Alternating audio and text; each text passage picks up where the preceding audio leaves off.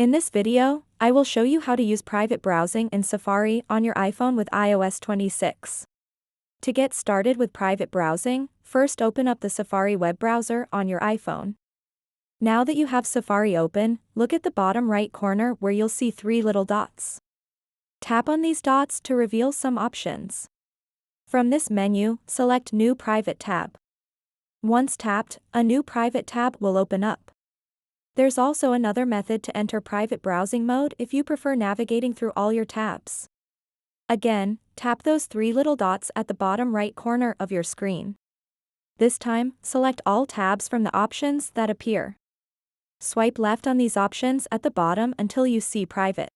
As you do this, you'll notice that Safari switches into private browsing mode seamlessly. Now that you're in private browsing mode, you can easily open more tabs. Just tap on the plus button located at the top left corner of your screen. Each time you do this, you'll create additional private tabs.